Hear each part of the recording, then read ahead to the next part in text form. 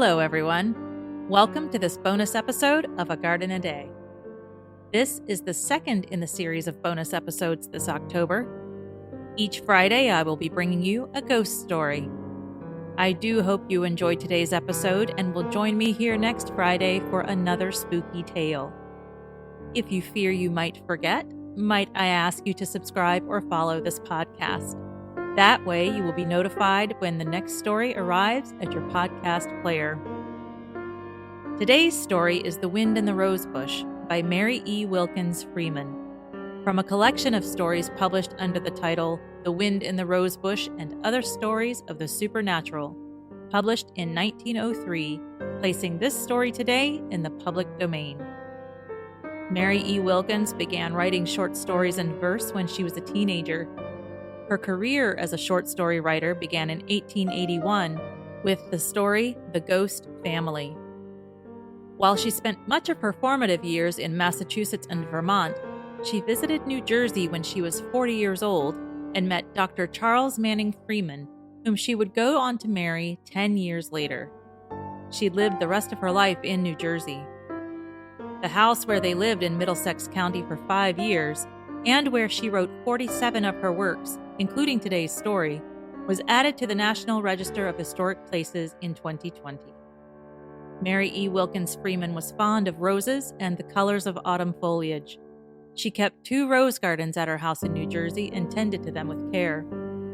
Many of her stories included gardens and plants and centered on the everyday lives of ordinary people in ordinary New England villages. Though, as we will find in today's story, what begins as ordinary doesn't always stay that way. In 1926, she became the first recipient of the William Dean Howells Medal for Distinction in Fiction from the American Academy of Arts and Letters. She died in 1930, aged 77. During her career, she produced a dozen novels and the same number of short story collections.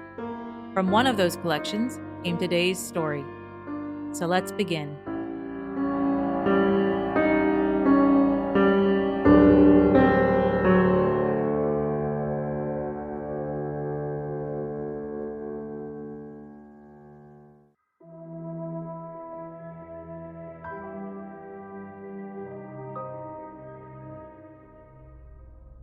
Ford Village has no railroad station, being on the other side of the river from Porter's Falls, and accessible only by the ford which gives it its name and a ferry line. The ferry boat was waiting when Rebecca Flint got off the train with her bag and lunch basket. When she and her small trunk were safely embarked, she sat stiff and straight and calm in the ferry boat as it shot swiftly and smoothly across stream. There was a horse attached to a light country wagon on board, and he pawed the deck uneasily. His owner stood near with a wary eye upon him, although he was chewing with as dully reflective an expression as a cow. Beside Rebecca sat a woman of about her own age, who kept looking at her with furtive curiosity. Her husband, short and stout and saturnine, stood near her. Rebecca paid no attention to either of them. She was tall and spare and pale, the type of a spinster, yet with rudimentary lines and expressions of matronhood. She all unconsciously held her shawl, rolled up in a canvas bag, on her left hip, as if it had been a child. She wore a settled frown of dissent at life, but it was the frown of a mother who regarded life as a froward child, rather than as an overwhelming fate. The other woman continued staring at her. She was mildly stupid, except for an overdeveloped curiosity which made her at times sharp beyond belief. Her eyes glittered, red spots came on her flaccid cheeks. She kept opening her mouth to speak, making little abortive motions. Finally, she could endure it no longer. She nudged Rebecca boldly. "A pleasant day," said she. Rebecca looked at her and nodded coldly. "Yes, very," she assented. "Have you come far?" "I have come from Michigan." "Oh," said the woman with awe. "It's a long way," she remarked presently. "Yes, it is," replied Rebecca conclusively. Still, the other woman was not daunted. There was something which she determined to know, possibly roused thereto by a vague sense of incongruity in the other's appearance. "It's a long ways to come and leave a family," she remarked with painful slyness. I ain't got any family to leave, returned Rebecca shortly. Then you ain't. No, I ain't. Oh, said the woman. Rebecca looked straight ahead at the race of the river. It was a long ferry. Finally, Rebecca herself waxed unexpectedly loquacious. She turned to the other woman and inquired if she knew John Dent's widow who lived in Ford Village. Her husband died about 3 years ago, said she, by way of detail. The woman started violently. She turned pale, then she flushed. She cast a strange glance at her husband, who was regarding both women with a sort of stolid keenness. Yes, I guess I do, faltered the woman finally. Well, his first wife was my sister, said Rebecca, with the air of one imparting important intelligence. Was she? Responded the other woman feebly. She glanced at her husband with an expression of doubt and terror, and he shook his head forbiddingly. I'm going to see her and take my niece Agnes home with me, said Rebecca. Then the woman gave such a violent start that she noticed it. What is the matter? She asked. Nothing, I guess, replied the woman with her eyes on her husband, who was slowly shaking his head like a Chinese toy. Is my niece sick? Asked Rebecca with quick suspicion. No, she ain't sick, replied the woman with alacrity, and she caught her breath with a gasp. When did you see her? Let me see. I ain't seen her for some little time, replied the woman. Then she caught her breath again. She ought to have grown up real pretty if she takes after my sister. She was a real pretty woman, Rebecca said wistfully. Yes, I guess she did grow up pretty, replied the woman in a trembling voice. What kind of woman is the second wife? The woman glanced at her husband's warning face. She continued to gaze at him while she replied in a choking voice to Rebecca. I guess she's a nice woman, she replied. I don't know. I guess I don't see much of her. I felt kind of hurt that John married again so quick, said Rebecca. But I suppose he wanted his house kept and Agnes wanted care. I wasn't so situated that I could take her when her mother died. I had my own mother to care for, and I was school teaching. Now Mother has gone, and my uncle died 6 months ago and left me quite a little property, and I've given up my school and I've come for Agnes.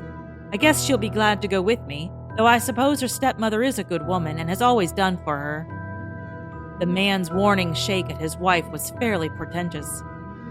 I guess so, said she. John always wrote that she was a beautiful woman, said Rebecca. Then the ferry boat grated on the shore. John Dent's widow had sent a horse and wagon to meet her sister-in-law. When the woman and her husband went down the road, on which Rebecca in the wagon with her trunk soon passed them, she said reproachfully, Seems as if I'd ought to have told her, Thomas. Let her find it out herself, replied the man. Don't you go burning your fingers in other folks' pudding, Maria. Do you suppose she'll see anything? Asked the woman with a spasmodic shudder and a terrified roll of her eyes. See? Returned her husband with stolid scorn. Better be sure there's anything to see. Oh, Thomas, they say. Lord, ain't you found out that what they say is mostly lies? But if it should be true and she's a nervous woman, she might be scared enough to lose her wits, said his wife, staring uneasily after Rebecca's erect figure in the wagon disappearing over the crest of the hilly road. Wits that easy upset ain't worth much, declared the man. You keep out of it, Maria. Rebecca, in the meantime, rode on in the wagon, beside a flaxen-headed boy who looked, to her understanding, not very bright. She asked him a question, and he paid no attention. She repeated it, and he responded with a bewildered and incoherent grunt.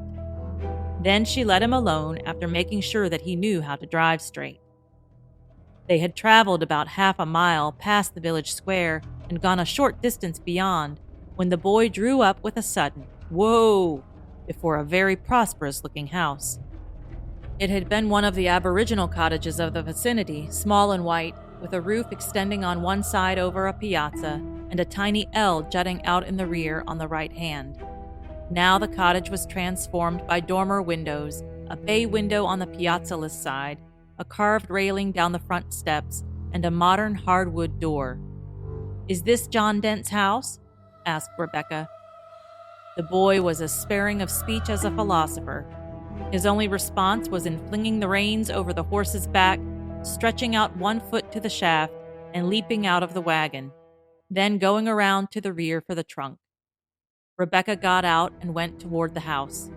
Its white paint had a new gloss. Its blinds were an immaculate apple green. The lawn was trimmed as smooth as velvet, and it was dotted with scrupulous groups of hydrangeas and cannas. "I always understood that John Dent was well-to-do," Rebecca reflected comfortably. "I guess Agnes will have considerable. I've got enough, but it will come in handy for her schooling.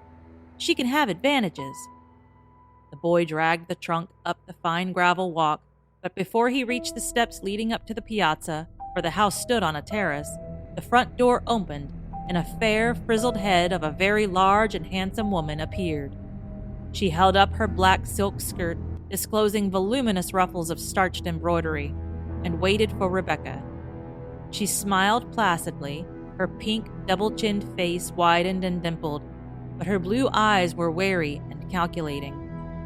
She extended her hand as Rebecca climbed the steps. "This is Miss Flint, I suppose?" said she. "Yes, ma'am," replied Rebecca, noticing with bewilderment a curious expression compounded of fear and defiance on the other's face. "Your letter only arrived this morning," said Mrs. Dent in a steady voice. Her great face was a uniform pink, and her china blue eyes were at once aggressive and veiled with secrecy. "Yes, I hardly thought you'd get my letter," replied Rebecca. "I felt as if I could not wait to hear from you before I came. I suppose you would be so situated that you could have me a little while without putting you out too much from what John used to write me about his circumstances. And when I had that money so unexpected, I felt as if I must come for Agnes. I suppose you will be willing to give her up. You know she's my own blood, and of course she's no relation to you, though you must have got attached to her. I know from her picture what a sweet girl she must be, and John always said she looked like her own mother, and Grace was a beautiful woman if she was my sister." Rebecca stopped and stared at the other woman in amazement and alarm. The great handsome blonde creature stood speechless, livid, gasping, with her hand to her heart, her lips parted in a horrible caricature of a smile. "Are you sick?" cried Rebecca, drawing near. "Don't you want me to get you some water?" Then Mrs. Dent recovered herself with a great effort. "It is nothing," she said. "I am subject to spells. I'm over it now. Won't you come in, Miss Flint?" As she spoke, the beautiful deep rose color suffused her face. Her blue eyes met her visitors with an opaqueness of turquoise, with a revelation of blue, but a concealment of all behind. Rebecca followed her hostess in, and the boy, who had waited quiescently, climbed the steps with the trunk. But before they entered the door, a strange thing happened. On the upper terrace, close to the piazza post, grew a great rosebush, and on it, late in the season though it was, one small, red, perfect rose. Rebecca looked at it, and the other woman extended her hand with a quick gesture. "Don't you pick that rose!" she brusquely cried. Rebecca drew herself up with stiff dignity. "I ain't in the habit of picking other folks' roses without leave," said she. As Rebecca spoke, she started violently and lost sight of her resentment, for something singular happened. Suddenly the rose bush was agitated violently, as if by a gust of wind, yet it was a remarkably still day. Not a leaf of the hydrangea standing on the terrace close to the rose trembled. "What on earth?" began Rebecca. Then she stopped with a gasp at the sight of the other woman's face. Although a face, it gave somehow the impression of a desperately clutched hand of secrecy. "Come in," said she in a harsh voice, which seemed to come forth from her chest with no intervention of the organs of speech. "Come into the house. I'm getting cold out here." "What makes that rose bush blow so when there isn't any wind?" asked Rebecca, trembling with vague horror, yet resolute. "I don't see as it is blowing," returned the woman calmly. And as she spoke, indeed, the bush was quiet. "It was blowing," declared Rebecca. "It isn't now," said Mrs. Dent. I can't try to account for everything that blows out of doors. I have too much to do." She spoke scornfully and confidently with defiant, unflinching eyes, first on the bush, then on Rebecca, and led the way into the house. "It looked queer," persisted Rebecca, but she followed, and also the boy with the trunk. Rebecca entered an interior, prosperous, even elegant, according to her simple ideas. There were Brussels carpets, lace curtains, and plenty of brilliant upholstery and polished wood. "You're real nicely situated," remarked Rebecca after she had become a little accustomed to her new surroundings, and the two women were seated at the tea table. Mrs. Dent stared with a hard complacency from behind her silver-plated service. "Yes, I be," said she. "You got all the things new?" said Rebecca hesitatingly, with a jealous memory of her dead sister's bridal furnishings. "Yes," said Mrs. Dent. "I was never one to want dead folks' things, and I had money enough of my own, so I wasn't beholden to John. I had the old duds put up at auction. They didn't bring much." "I suppose you saved some for Agnes. She'll want some of her poor mother's things when she's grown up," said Rebecca with some indignation. The defiant stare of Mrs. Dent's blue eyes waxed more intense. "There's a few things up garret," said she. "She'll be likely to value them," remarked Rebecca. As she spoke, she glanced at the window. "Isn't it most time for her to be coming home?" she asked. "Most time," answered Mrs. Dent carelessly. "But when she gets over to Addie Slocum's, she never knows when to come home." "Is Addie Slocum her intimate friend?" "Intimate as any." "Maybe we can have her come out to see Agnes when she's living with me," said Rebecca wistfully. "I suppose she'll be likely to be homesick at first." "Most likely," answered Mrs. Dent. "Does she call you Mother?" Rebecca asked. "No, she calls me Aunt Emmeline," replied the other woman shortly. "When did you say you were going home?" "In about a week, I thought, if she can be ready to go so soon," answered Rebecca with a surprised look. She reflected that she would not remain a day longer than she could help after such an inhospitable look and question. "Oh, as far as that goes," said Mrs. Dent, "it wouldn't make any difference about her being ready. She could go home whenever you felt that you must, and she could come afterward." "Alone?" "Why not? She's a big girl now, and you don't have to change cars." "My niece will go home when I do and not travel alone. And if I can't wait here for her in the house that used to be her mother's and my sister's home, I'll go and board somewhere," returned Rebecca with warmth. "Oh, you can stay here as long as you want to. You're welcome," said Mrs. Dent. Then Rebecca started. "There she is," she declared in a trembling, exultant voice. Nobody knew how she longed to see the girl.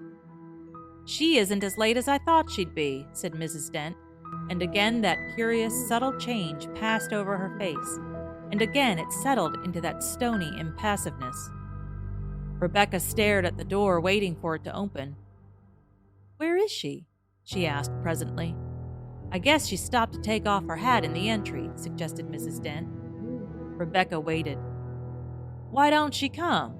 It can't take her all this time to take off her hat." For answer, Mrs. Dent rose with a stiff jerk and threw open the door. "Agnes!" she called. "Agnes!" Then she turned and eyed Rebecca. "She ain't there." "I saw her pass the window," said Rebecca in bewilderment. "You must have been mistaken." "I know I did," persisted Rebecca. "You couldn't have." "I did. I saw first a shadow go over the ceiling, then I saw her in the glass there." She pointed to a mirror over the sideboard opposite. "And then the shadow passed the window." "How did she look in the glass?" "Little and light-haired, with the light hair kind of tossing over her forehead." "You couldn't have seen her." "Was that like Agnes?" "Like enough, but of course you didn't see her.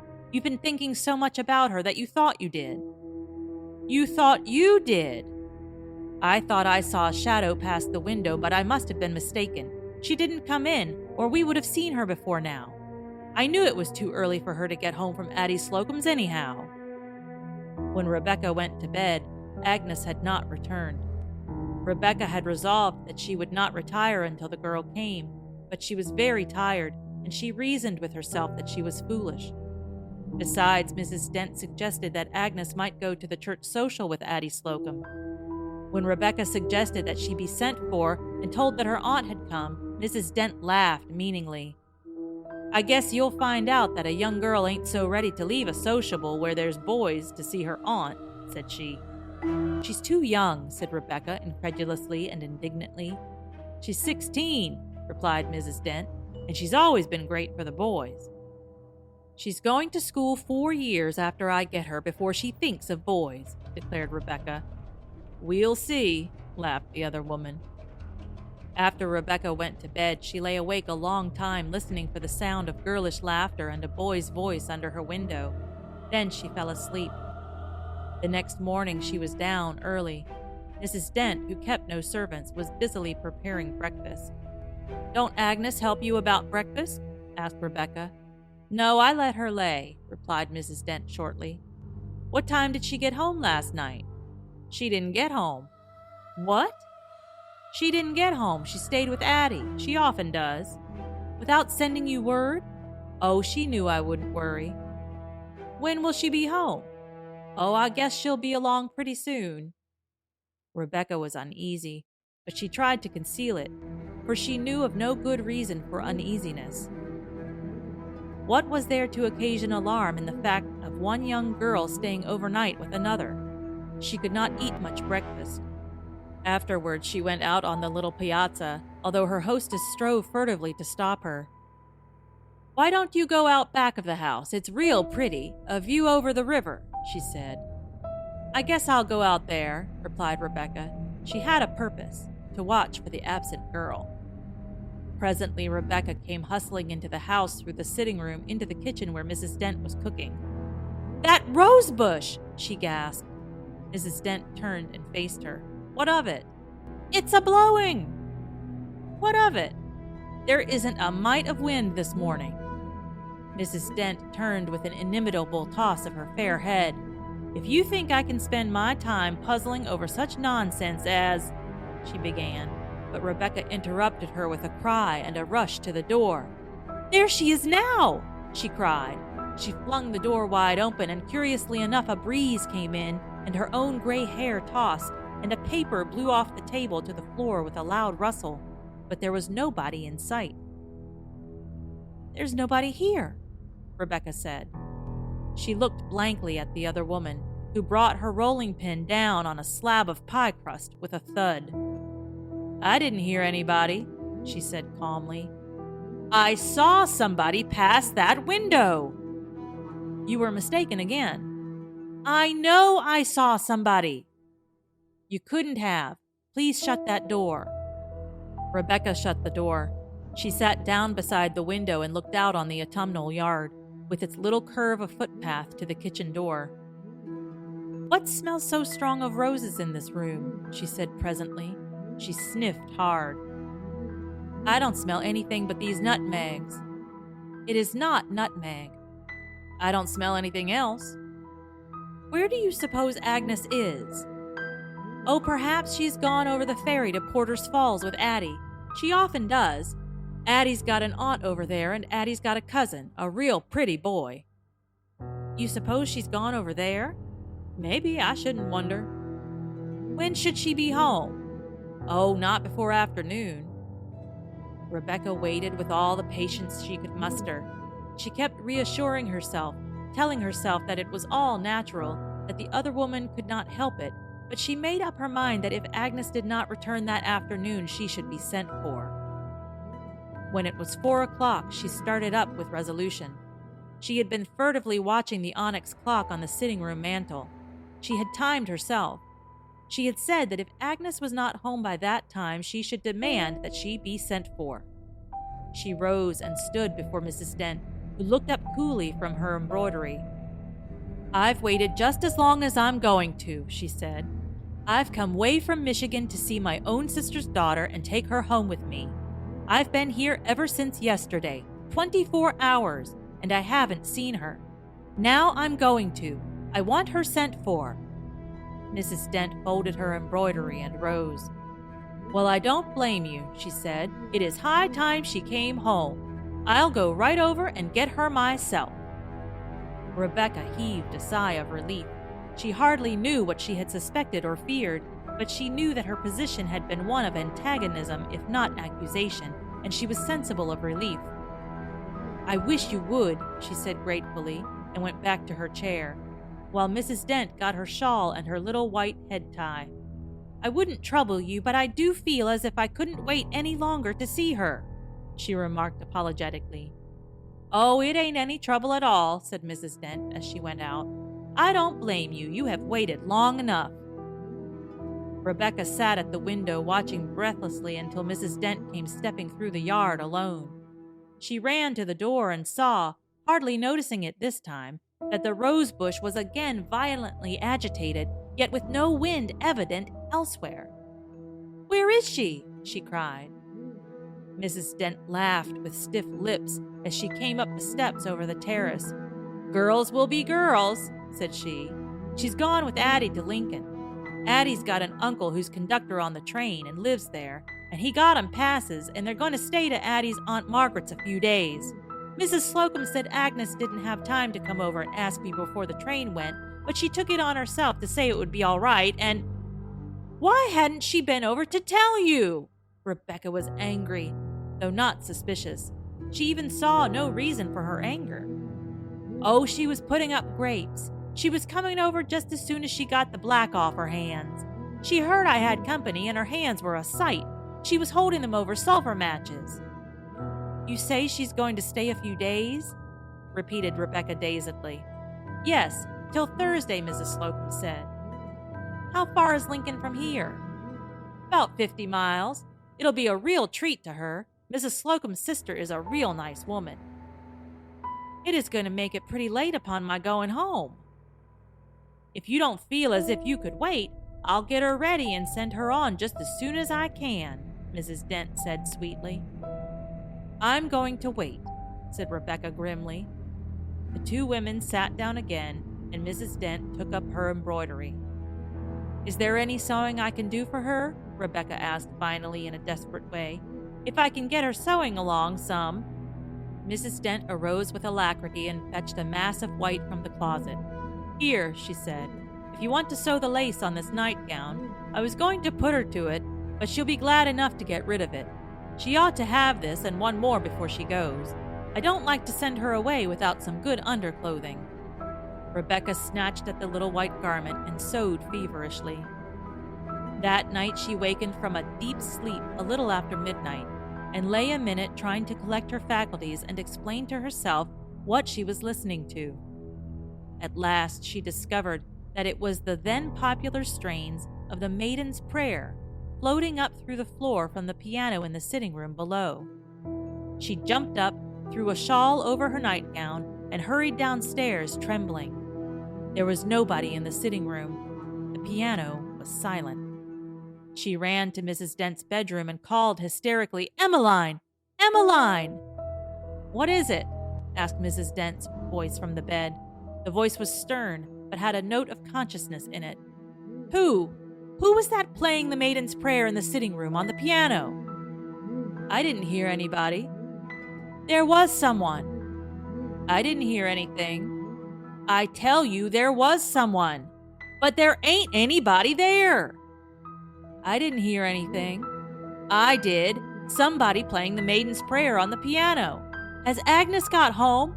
I want to know." "Of course Agnes hasn't got home," answered Mrs. Dent with rising inflection.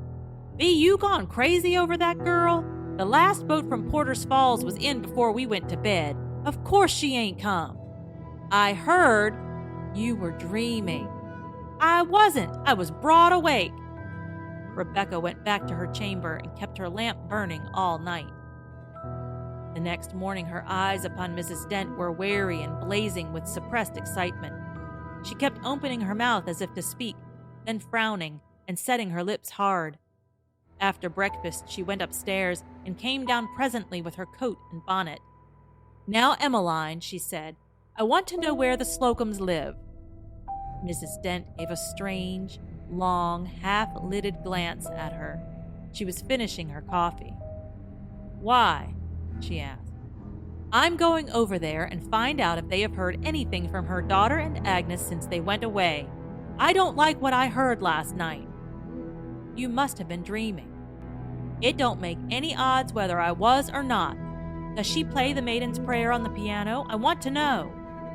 What if she does? She plays it a little, I believe. I don't know. She don't half play it anyhow. She ain't got an ear. That wasn't half played last night. I don't like such things happening. I ain't superstitious, but I don't like it. I'm going. Where do the Slocums live? You go down the road, over the bridge, past the old grist mill, then you turn to the left. It's the only house for half a mile. You can't miss it. It has a barn with a ship in full sail on the cupola. Well, I'm going. I don't feel easy. About 2 hours later, Rebecca returned. There were red spots on her cheeks. She looked wild. I've been there, she said, and there isn't a soul at home. Something has happened. What has happened? I don't know. Something. I had a warning last night. There wasn't a soul there. They've been sent for to Lincoln. Did you see anybody to ask? Asked Mrs. Dent with thinly concealed anxiety. I asked the woman that lives on the turn of the road. She's stone deaf, I suppose you know. She listened while I screamed at her to know where the Slocums were, and then she said, Mrs. Smith don't live here. I didn't see anybody on the road, and that's the only house. What do you suppose it means? I don't suppose it means much of anything, replied Mrs. Dent coolly. Mr. Slocum is conductor on the railroad, and he'd be away anyway. And Mrs. Slocum often goes early when he goes, to spend the day with her sister in Porter's Falls. She'd be more likely to go away than Addie. And you don't think anything has happened? Rebecca asked with diminishing distrust before the reasonableness of it. Land, no. Rebecca went upstairs to lay aside her coat and bonnet, but she came hurrying back with them still on. Who's been in my room? She gasped. Her face was pale as ashes. Mrs. Dent also paled as she regarded her. What do you mean? She asked slowly. I found when I went upstairs that little nightgown of Agnes's on the bed, laid out. It was laid out. The sleeves were folded across the bosom, and there was that little red rose between them. Emmeline, what is it? Emmeline, what's the matter? Oh! Mrs. Dent was struggling for breath in great, choking gasps. She clung to the back of the chair. Rebecca, trembling herself so she could scarcely keep on her feet, got her some water. As soon as she recovered herself, Mrs. Dent regarded her with eyes full of the strangest mixture of fear and horror and hostility. What do you mean talking so? She said in a hard voice. It is there. Nonsense. You threw it down and it fell that way. It was folded in my bureau drawer. It couldn't have been. Who picked that red rose? Look on the bush, Mrs. Dent replied shortly. Rebecca looked at her. Her mouth gaped. She hurried out of the room. When she came back, her eyes seemed to protrude.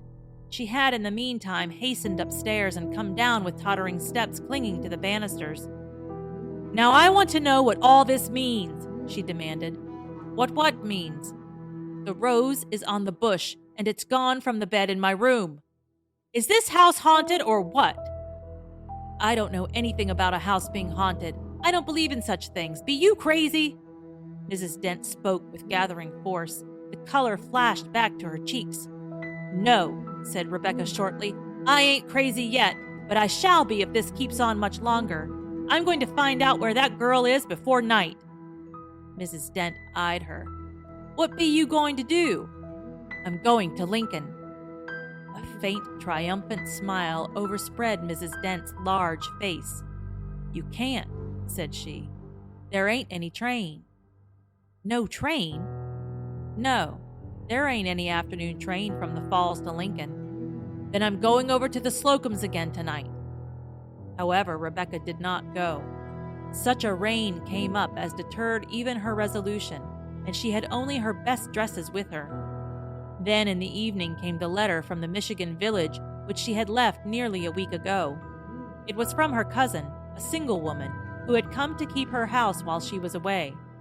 It was a pleasant, unexciting letter enough, all the first of it, and related mostly how she missed Rebecca, how she hoped she was having pleasant weather and kept her health, and how her friend Mrs. Greenaway had come to stay with her since she had felt lonesome the first night in the house.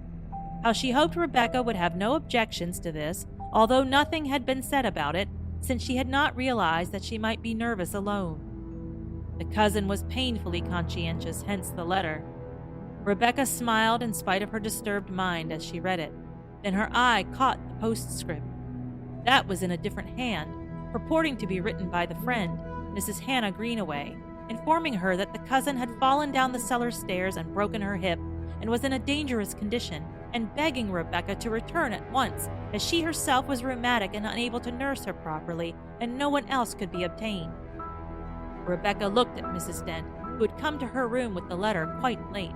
It was 9:30, and she had gone upstairs for the night. "Where did this come from?" she asked. "Mr. Abercrombie brought it," she replied. "Who's he?" "The postmaster. He often brings the letters that come on the late mail. He knows I ain't anybody to send.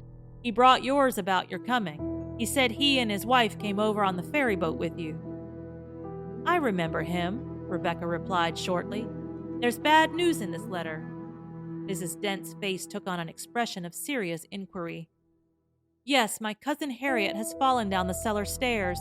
They were always dangerous, and she's broken her hip, and I've got to take the first train home tomorrow." "You don't say so. I'm dreadfully sorry." "No, you ain't sorry," said Rebecca with a look as if she leaped. "You're glad. I don't know why, but you're glad. You've wanted to get rid of me for some reason ever since I came. I don't know why. You're a strange woman. Now you've got your way, and I hope you're satisfied." "How you talk." Mrs. Dent spoke in a faintly injured voice, but there was a light in her eyes. "I talk the way it is. Well, I'm going tomorrow morning, and I want you, just as soon as Agnes Dent comes home, to send her out to me. Don't you wait for anything. You pack what clothes she's got and don't wait even to mend them, and you buy her ticket. I'll leave the money and you send her along. You don't have to change cars. You start her off when she gets home on the next train." "Very well," replied the other woman. She had an expression of covert amusement. "Mind you do it." "Very well, Rebecca." Rebecca started on her journey the next morning. When she arrived 2 days later, she found her cousin in perfect health. She found, moreover, that the friend had not written the postscript in the cousin's letter. Rebecca would have returned to Ford Village the next morning, but the fatigue and nervous strain had been too much for her. She was not able to move from her bed. She had a species of low fever induced by anxiety and fatigue. But she could write, and she did, to the Slocums, and she received no answer. She also wrote to Mrs. Dent. She even sent numerous telegrams with no response. Finally, she wrote to the postmaster, and an answer arrived by the first possible mail. The letter was short, curt, and to the purpose. Mr. Abercrombie, the postmaster, was a man of few words, and especially wary as to his expressions in a letter. "Dear Madam," he wrote, "your favor received. No Slocums in Ford's Village. All dead. Addie 10 years ago, her mother 2 years later, her father 5. House vacant. Mrs. John Dent said to have neglected stepdaughter. Girl was sick. Medicine not given. Talk of taking action, not enough evidence. House said to be haunted. Strange sights and sounds. Your niece, Agnes Dent, died a year ago, about this time. Yours truly, Thomas Abercrombie."